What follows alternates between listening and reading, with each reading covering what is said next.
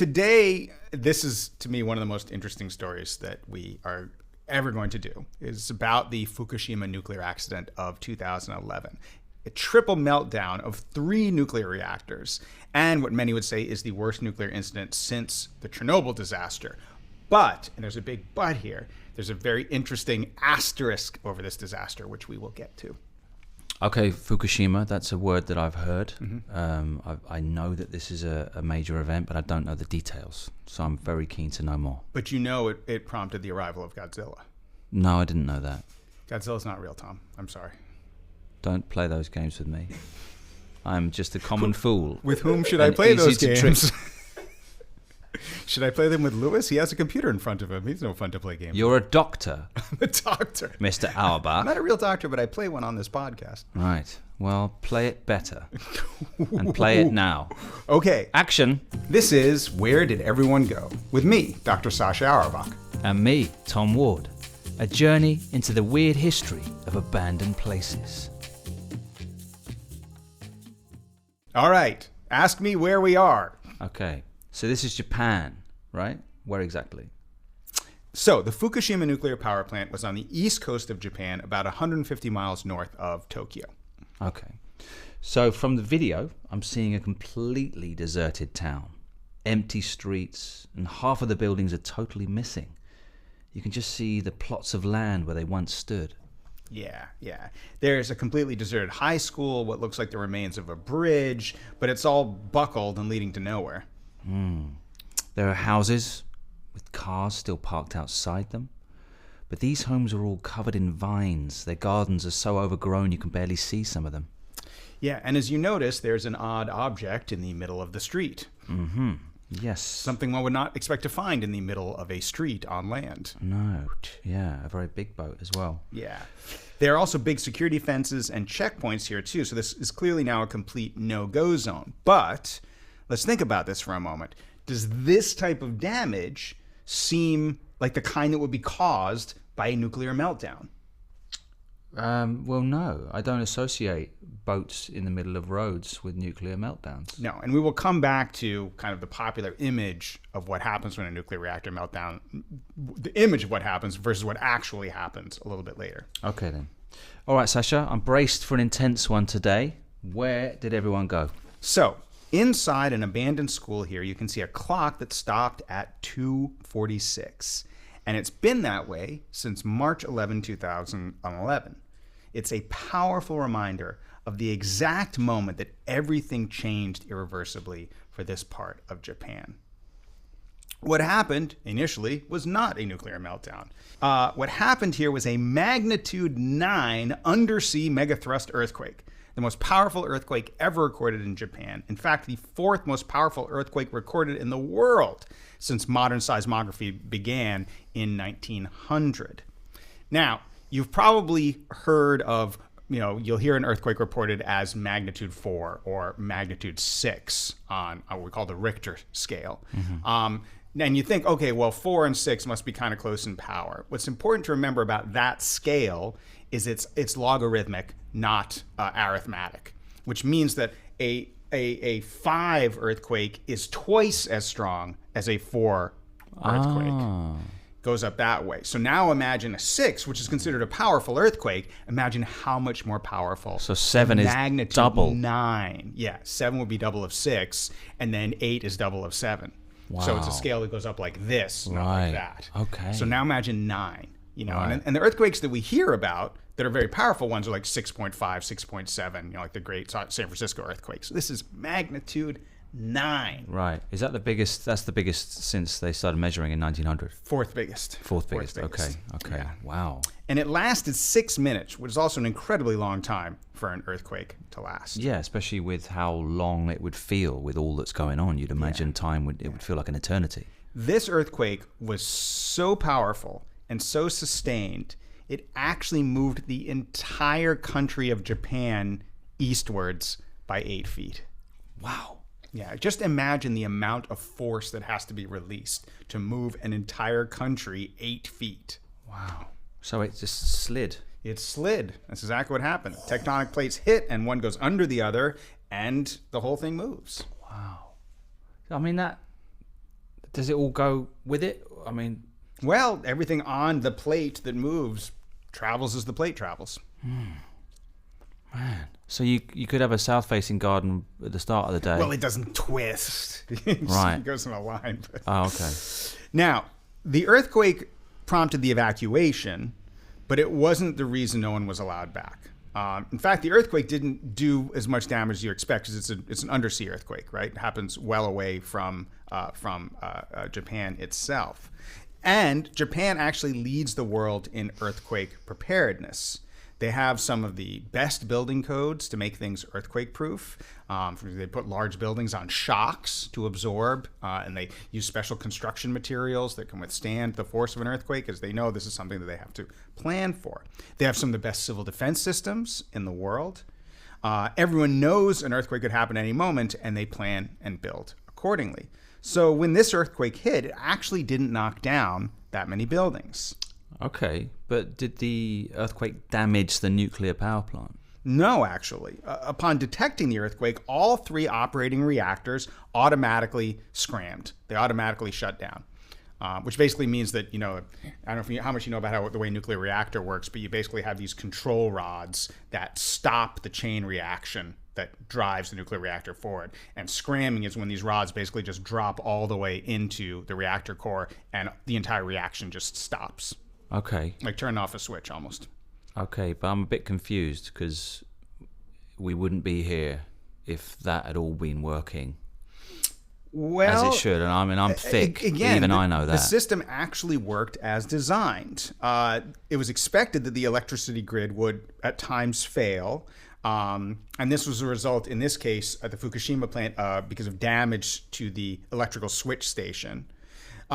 So the power station itself, the Fukushima station, and all nuclear stations always keep emergency generators on hand for just such an occasion. Diesel run generators, typically. The reactor is also isolated from the primary coolant loops, what keeps the reactor cool, and the emergency cooling shutdown system is activated. So there's a whole series of fail-safes built into the reactor to make sure, first of all, that it never entirely loses power, and as soon as it loses power off the main grid, it kind of goes into this system to shut down in an orderly fashion. Okay. So, Everything worked exactly as it was supposed to. so what caused the spill? The nuclear spill? Now we come back to the consequences of the earthquake. Remember, the reactor has endured the earthquake just fine. Like, it's shutting down as it's supposed to shut down. The backup power generators are coming on, to keep what needs to flow throughout the reactor flowing through it. Like, it's all good. It's all good. And this is a really powerful earthquake. The epicenter of the earthquake was 80 miles to the east of Japan in the Pacific Ocean. Now, let's imagine the effects of an earthquake on water. What would happen if we dropped a large stone in your bathtub? It would make a big splosh. A big splosh. And then there'd be ripples. Exactly. So like what you're circles. seeing is a displacement of the water, and the water is responding, rippling outwards. Well, now imagine the displacement caused by 2 of the largest physical objects on Earth, tectonic plates, moving violently. We are talking about an awfully big stone. Right. So, the earthquake sets in motion a tsunami. At its fastest, this tsunami, this tidal wave, was traveling 500 miles per hour. That's just a couple hundred miles short of the speed of sound. Who was measuring that? Was some guy on a boat with a piece of kit? Or Well, I hope not. Me and the greatest surfer ever. Woo! And that's the thing about it. This all happens very, very quickly, right? Because an earthquake is a very sudden, 500 dramatic miles an thing. hour. And again, the dropping the stone is not the worst analogy. This actually happens from the ground up rather than from the top down. Right. So there's nothing you can do, right? This is traveling so fast. There's no time to evacuate. This is why tsunamis are amongst the most dangerous things to human life that happens in nature, because it just moves too fast. I mean, volcanoes are still localized, but a tsunami is enormous. Right, and we're talking a huge wave coming in kind of thing? No, it's not as dramatic as that. That's how they're always portrayed, but it actually works a bit differently. Because again, you drop the stone in the bathtub, and it's not like a giant wave curls up, right? Where you have this series of waves that basically the water is being pushed outwards in large amounts. Okay. But imagine like this is a real big stone, like you're dropping a boulder in your tub. So this tsunami, which at its fastest was traveling 500 miles an hour, it makes landfall barely 15 minutes after the earthquake. That's as much time as they had to know it was coming. Right. It's not a big towering wave. It's more like the world's largest tide surging in. You know, and so you've been at the beach, right? And the tide comes and it goes out, and the tide comes and goes. Imagine if the tide came and just kept coming. Yeah. And not just on the beach, but on the entire coastline. Oof. Yeah. So it's this enormous flood of water that just starts flowing inland and covers everything. In the end, the wave or the surge from this tsunami reached as far as 6 miles inland, affecting 200 square miles of the east coast of Japan. Entire coastal towns were wiped out. It tore up the infrastructure, and some 19,000 people were killed or are still missing. That's what you see in these pictures. It's nothing to do with a nuclear explosion. That is the tsunami's effect. Wow, 19,000 people. It's just a wall of water that covers everything. Wow. And there's no escape from it. It's moving too fast. You'd be like, oh, why can't you swim? Why don't you get on a boat? Like, no. Too much water, traveling too fast. There is simply no escape. You are either in its path and you're done for, or you're lucky enough to be high enough ground inland so that it doesn't reach you. That's it. Is there any warning? Is there, in that 15-minute period between the earthquake and reaching the mainland, would anyone have been told, oh, by the way? Or would it? I'm sure alarms went off. I mean, the alarms went off because of the earthquake, but what does it matter? Like, this thing is going to reach 6 miles inland, and it's going to arrive in 15 minutes. I mean, let's imagine a warning. But there must have been people jumping in their cars and trying to drive. You're going to drive 6 miles in 15 minutes? Would you have a rocket car? 6 miles in 15 minutes? And everybody else, of course, on the road at the same time. I mean, just imagine if there was a warning. Just imagine the Thames is going to flood. There's a tsunami going to hit London or New York. The alarm goes up. You have 15 minutes. How far are you going to get? If you're lucky, half a mile. The only way out is going to be if you have a helicopter. That's it. That's it. Okay, so what happens to the nuclear power plant? I'm sensing this is relevant somehow. Now we've got a problem. Yeah, because right? I'm guessing the nuclear power plant isn't prepared for a tidal wave. And how could it possibly? This is a triple disaster. First the earthquake, then the tsunami, and now we get the nuclear accident at the Fukushima Daiichi power plant. So as we mentioned before, the power plant coped with the initial earthquake well. It had triple redundant systems. It switched these backup generators, but, and here's the kicker, the generators were in the basement. So when the tsunami hits, water floods the basement and takes out the generators. Mm-hmm. No power means that the nuclear reactors, which are still full of radioactive material, you can't cool them, right? Because you need electricity to keep this coolant water running through it. Because you run water over something hot, the water becomes steam. Now you've got to move it out and bring in fresh water. No electricity, no pumps to move the water, no more cooling. And what happens is that steam builds up in what they call the containment structure, which is basically that giant concrete dome or cylinder that's put around the reactor to prevent radiation from leaking out, but also to contain the steam, because that coolant water is being turned to steam. And we all know, like, you can't control steam. Steam expands, right? All good and well if you have these filters and these pumps to push it out and move water in. What happens when those pumps fail? The steam starts to accumulate. Right. And because the steam is in contact with radioactive material, you can't just vent the steam wherever you like. Mm-hmm. So what do you do with it? Right. So this pressure builds up and builds up and builds up, and eventually you have a massive explosion. And now you have toxic steam, radioactive steam, spilling out everywhere. And that's what happened. And that's what happened. So the plant exploded. Well, the containment, the plant, the reactor itself does not explode, right? Nuclear reactors cannot explode. This is one of the big misconceptions about a meltdown in a nuclear reactor. They can overheat, and the containment structure can rupture, but they cannot explode. There's no way a nuclear reactor can become a thermonuclear reaction, with one exception. The reaction inside can, in theory, go supercritical, but it takes a whole series of other steps for that to happen. Okay. This was actually, what's much more likely to happen is one of two things. The containment facility ruptures and leaks radioactive material, or the core becomes so hot that it actually melts through the containment chamber, and now you have this radioactive core, which has now hit the groundwater and hit the ground and is irradiating everything around it. But you can't actually have a thermonuclear explosion. So you don't have a kind of...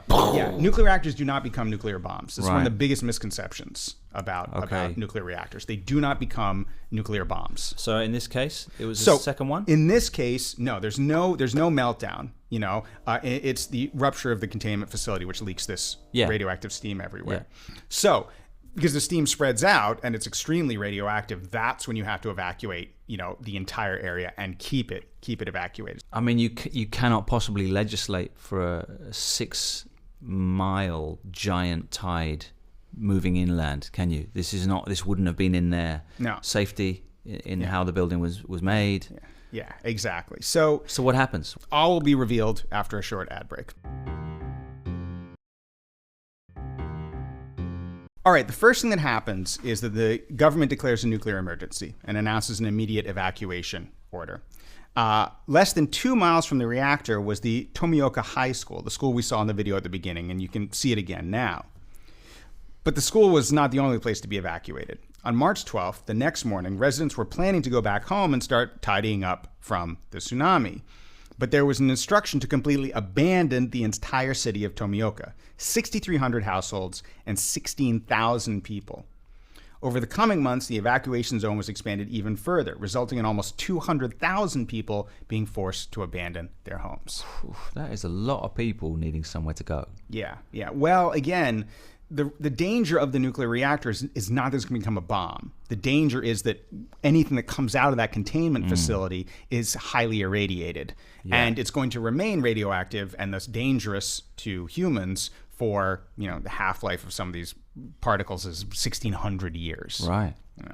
So it's kind of good that they were stopped quickly, because otherwise people could have died, people would have got sick. Yeah, exactly. And it's it's a testament to the courage and the dedication and really the heroism of the workers at the nuclear plant, that they did everything possible to try to prevent this from happening. That some of them are on duty for like 4 days without sleep. Like, they don't flee. Wow. They stay in the control buildings, going out, trying to. And they tried all kinds of methods. They tried to get emergency vehicles to the containment facility to plug in fresh water, but the flood had just kind of filled the entire facility with debris, so they couldn't even get the emergency vehicles through there. They tried to run hoses through, and it's just their efforts were extraordinary. And that would have been dangerous for them, right? Extremely dangerous, because that thing they knew was once the pressure started building up, that steam pressure, that, nobody knows exactly what the tolerance of that containment facility is. It's certainly higher than whatever the official tolerance is, but how much higher? Once you pass that red line, who knows when it's just going to crack at some point. Right. I mean, it's tricky though. Like, have you ever had that thing where you want to go back into somewhere even though it's dangerous because you left something? Like my bathroom each morning. A USB stick. My USBs have always got all my stuff on it that I need. Yeah. And you'd be like, can I just go in and get my USBs? You know what I mean? I mean, that's an interesting comparison to a nuclear power plant, that you're worried about going back into a restaurant to get your USB stick. Or just like... Does it also contain radioactive material? It's tricky. Like, your whole house is still there. You want to go back and you're not allowed. You have to just completely let go of your whole life. Yeah. Without any warning, without any time to grieve it, without any time to but you're not a materialist guy. I mean, you'd miss your T-shirts because I know those are quite unique. Yeah. But in the end, is there anything you really, really couldn't live without? I wouldn't want my old diaries to, fall into the wrong hands. Wash up. Oh yes, on the shore a few years later. Lots of salacious parts about your teenage adventures. Yeah, or just even my recent adventures, or lack of, and my fury. Kind of blank pages recently. Yeah, dear diary, nothing happened today, but I did have a lovely coffee and a vegan cake. I had a long nap. It was the best thing that's happened to me all month. Dear diary, is it normal to hate everything and everyone? You know this joke about the guy that goes to the therapist and he says, "Oh, I'm feeling depressed," and he says, "Well, how often do you think about suicide?" And the guy goes, "Well, the normal amount." And the therapist goes, "The normal amount is not at all." And the guy thinks for a moment. He goes, "More than the normal amount?" All right. So what happens next is the largest nuclear cleanup history, and it's still going on today. The contaminated topsoil needed to be removed in order to stop the spread of the radioactive material. And you can see across the region large mounds full of this soil and the constant flow of trucks taking away the contaminated material to a safe disposal site. Shipped off to Korea, no doubt. I know those guys aren't the best of friends. No, the Japanese have a very strict system of laws. I'm sure it's being disposed of properly. All right. Just put it on a boat and just push. No, they don't. They're not New Jersey. They don't do that. Some areas have since been reopened. Is that a New Jersey thing to push there was nuclear this whole waste story out to about sea? this garbage barge in New Jersey that couldn't make landfall. This was like a decade ago, and just every port kept turning it away because it's a giant barge full of garbage. Oh, right. And it was like, yeah, bring it here. It sounds like a Springsteen album track. Yeah, it should be. On giant the barge. Garbage. Things ain't what they used to be. Now, some areas have since actually been reopened, allowing residents to return, but other areas are still showing dangerously high levels of radiation, and they've been left completely abandoned. And they're full of houses that are untouched, the same as they were left in 2011. One road actually cuts through some of these restricted areas, Route 6. And this has to be one of the world's weirdest road trips you could possibly take. It skirts the exclusion zone, and you're not allowed to stop on it. You're advised strongly not to open your windows, and you're not allowed to go too many times in one day because there is a safe amount of radiation that the human body can absorb. That is a very complicated road. That is with a lot of rules. Yeah, it's almost like a roller coaster, sort of like Don't put your hands out the vehicle. And if you hate your life, hate your husband or your wife, you can just get out and sunbathe. Just drive up and down all day until nature takes its course. Yeah, 6 months later. Yeah, honey. Yeah, I do look strange. Looking a bit peaked. Look a bit pocked. So how many people died as a direct result of the nuclear leak then? Now, here's the fascinating thing. 0. And even the forecasts from the World Health Organization are still that no one will die in the future from it either. In fact, the evacuations resulted in 51 deaths due to the stress and health problems because of long-term displacement. What do you mean? It's just, elderly people being moved from their homes, and, they're worried and they panic, and, that's where the 51 deaths come from. Well, then you have to argue that they are casualties of the nuclear spill because, in the year after 9/11, there were more fatalities on the road because people were scared to fly. Yes. So anything that's a byproduct of a thing surely gets lumped in with the stats. But the point being... But it's not nuclear waste that's killed them, it's other factors. This is the second largest nuclear disaster in modern history, right, after Chernobyl. 0 casualties. Now, you compare that to the casualties in the tsunami, 19,000 people. And yet we're more obsessed with the nuclear spill as a thing. Aren't we hear we it and go, oh, the 19,000 in the flood, yeah, whatever, yeah. But the 20 people that and you died, don't see people saying, oh, we can't build on the coast anymore because of tsunamis. We need to be worried about nuclear accidents. So a lot of people think that this was a nuclear disaster. They see these pictures and they this must have been the Fukushima plant. And yes, it was scary and it involved a massive cleanup operation. But it's really the tsunami that was the tragic event here. And in terms of legacy, the thing that's had the biggest impact on the rest of the world was that this is labeled a nuclear accident. Because I remember watching this on television, like everyone was watching when this was happening, and they were talking about, oh my God, is there going to be a meltdown? And then there was this actually explosion, like it's caught on film when the containment vessel ruptures. And it's really like a burst, right? It's not like a fiery explosion. It's this pressure like coming out. A lot of other countries reacted either by closing their own nuclear power plants or halting plans to build new ones. So it created this real panic and fear of nuclear power that still exists today. And to my mind, that is a problem. Because, yes, like anytime we're dealing with nuclear material, it's inherently dangerous stuff. I mean, uranium is one of the most poisonous substances on Earth. Exposure to radiation enough radiation over enough of a period will kill you. And there's a lot of this radioactive material in these plants. It's what makes them work. And if the worst happens and the stuff gets spread around, you do make areas uninhabitable. But you compare that to the definite, absolute way that the accumulation of greenhouse gases, carbon accumulation, climate change is going to kill not tens of thousands and not hundreds of thousands, but millions, possibly tens of millions within our lifetime.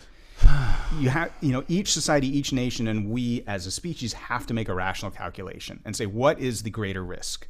The possibility that everything will go wrong at once and we might have this disaster that makes an area uninhabitable, perhaps for 1,000 years, but a relatively limited area. Or the certainty that if we don't deal with climate change, it will kill tens, if not hundreds of millions of people in our lifetime.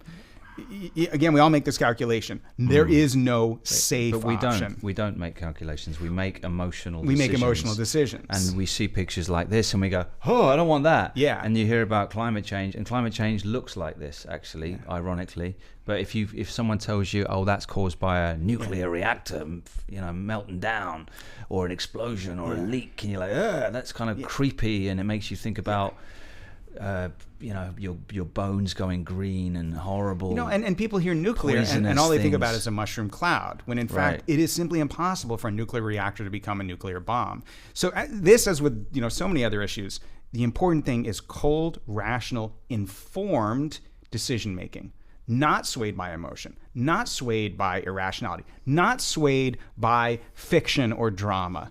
But to me, this is why we need science education and history education so much in schools, to try to give it from a neutral perspective as possible what in fact happened. And it's only, I think, when people have that background and that perspective, not the bespoke informational thing that's only feeding you the news that you already think is right, or only telling you what you already believe, but it's exposing you to the other side of the issue, that's saying, look, this is a fact and this is an opinion, and your opinion might be wrong if it disagrees with the facts. That's just the base of it. Yeah, but there's always, no matter what the facts are, there's always bad actors who are profiting from misinformation or from subverting the information. So Absolutely. No matter how well you put the facts out there, there'll always be some evil capitalist who swoops in with good branding, hires a good voiceover, gets a nice jingle, and basically lies to you on the ad, so that you're immediately going, maybe the facts aren't the facts. Yeah, and there's plenty of political issues that do boil down to, okay, you believe this is right or you believe this is wrong. Like that's how democracy works. But let me end you with this. Let me leave you with this final thought, and it's actually a quote from this amazing dramatization of the Chernobyl accident. And the real center of the story there is how the government tried to cover up what in fact happened. The Soviet government tried to cover up what in fact happened. A lot of the West didn't know what was happening until radiation monitoring stations in the West start to pick up these higher levels of radiation, because it's very easy to detect. Places like Scandinavia picked this up from the atmosphere, like something is pumping more radioactive material into the atmosphere, and that could only be coming from a nuclear power plant. Wow. One of the centers of that story is this scientist. He's actually an amalgam. There's one character in the dramatization, but he's supposed to be an amalgam of all the scientists, the Soviet scientists who knew what was happening, and just said, you cannot hide this. You have to tell people. Anyway, the guy's line, and it's a brilliant line, is that the real disaster here was the lying, and every lie we tell incurs a debt to the truth. And someday that debt has to be paid. So I wonder, at what point are we going to realize the lies that we're telling ourselves about energy, about the climate, about politics? And will we stop telling those lies soon enough before the debt gets so great that we'll never stop paying it off? Because that's not a debt that you and I are going to pay. That's a debt that we're going to pass on to our children. That has to stop. And I think the only way you stop it is by committing ourselves to facing the hard truths rather than accepting the convenient and comforting lies. And if you want to know what we chose to do as a species, tune in after the break. We'll reveal all. Next season. Producer Lewis here. Thanks for listening to this episode of Where Did Everyone Go? New episodes every Wednesday. Follow, comment, and hit that notification bell so you don't miss out.